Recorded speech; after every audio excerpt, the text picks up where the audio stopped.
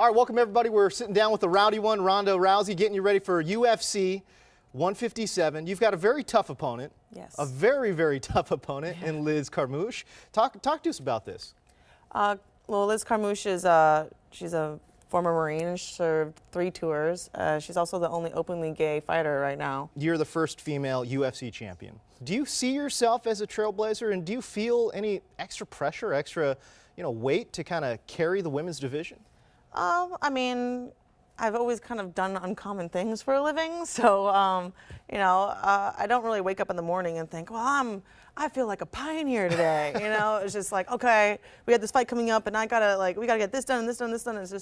It's awesome that we made as much progress that we have, but it's one thing getting in the UFC, and it's another thing staying in the UFC and proving that that female fighters are something valuable that need to be kept and maintained. And with women's sports, it's a constant fight. Even if you make a little bit of headway, it's always possible that you could fall back. So I just feel like there's a whole lot more work to do. I was not meant for a desk, I guess. This is what makes me happy, and it's kind of like the unbeaten path is pretty bumpy and it was really risky. And my mom was very skeptical of a lot of my career choices because Yes. she would like me to take the safe route and she's like, go get a degree and go make sure that you have a good job and all that stuff. But I wouldn't have been happy with that lifestyle. Everyone else in my family is academic with masters and PhDs and all these things, and I just realized that it was miserable in school, and why should I spend 8 years in school to do a job that I didn't even like that much anyways? Can I ask you about that? What does your family think about you fighting? And I don't mean that in a disrespectful way, but just the fact of the matter is, the older generations, they don't get it. They don't understand women getting into the cage and fighting. Well, my mom was the first American to ever win the World Championships in Judo, which is in 1984 in Vienna, Austria, and she did this while getting her PhD working as an engineer and a single mother.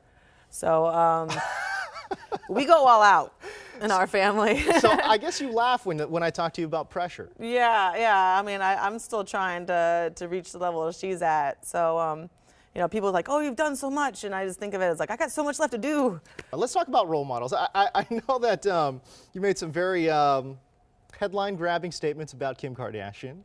I want to ask you about that. What do you think about Kim as a role model? I mean, obviously you disapprove.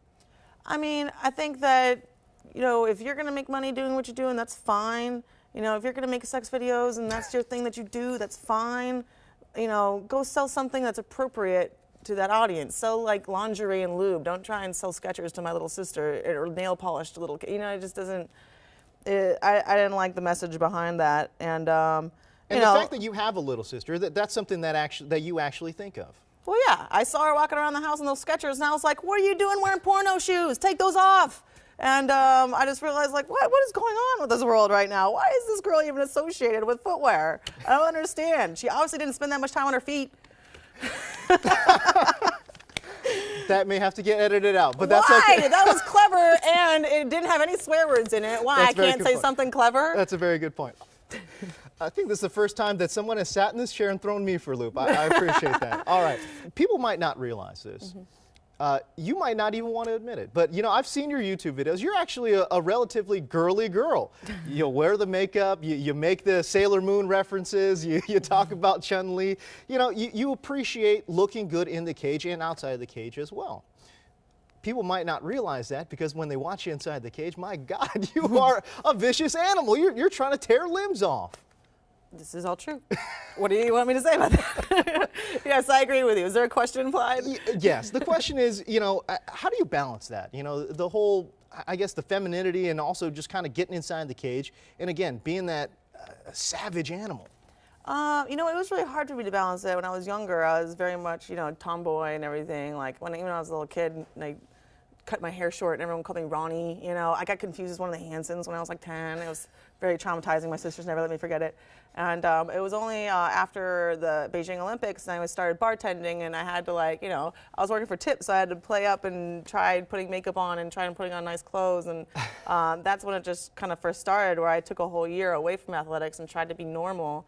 And then when I came back into MMA, I didn't really lose all of that. I kind of gained a lot more confidence being like in a normal social setting instead of just constantly in a gym. All right, so we talk about you being a girly girl. We talk about you being a role model and a trailblazer in the sport. When I think of those attributes, I think of another gal by the name of Danica Patrick. She's been a trailblazer in her sport, but recently she's kind of, I guess, chafed at the word sexy.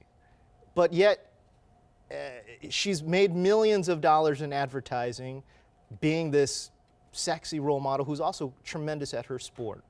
What do you think about, I guess, her attitude there, and do you understand where she's coming from? I mean, I've seen the GoDaddy.com commercials. I mean, she plays it up. She can't like go into an ad and be like unzipping her thing and then being like, I don't understand why everyone's implying I'm using the sexual. I mean, if you're gonna play it up and praise it, you know, go for it. It's fine, you know. Just I don't know. I wouldn't try so hard to lean towards that and then resent it afterwards. You know, if you don't like it, don't do it. So how about for yourself? I mean, obviously, you know, once you become, you know, more well-known, I mean, I'm sure the advertisers are going to come out to you, and you've done some modeling on your own anyways.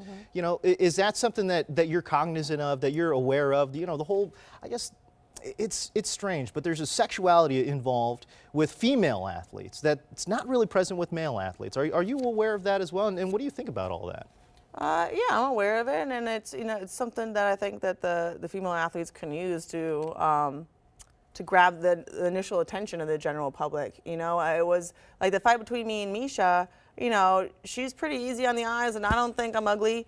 And and a lot of people tuned into that fight just because that's the only reason. But when they watched the fight itself, it was an amazing fight, and it was technical, and it was back and forth, and all over the place. It was, and that, you know, even though that you know, that sexy thing might have brought people to it initially, it was the actual, you know, the skill and the athleticism and that made people stay and want to see more, and have them, a lot of people gained respect for the women fighters after that. And I think that that's the advantage of using the whole sexy thing, you know, just show them something shiny to get their attention, and then show them something real to keep it. Would you like to see a Cyborg Santos come into the UFC?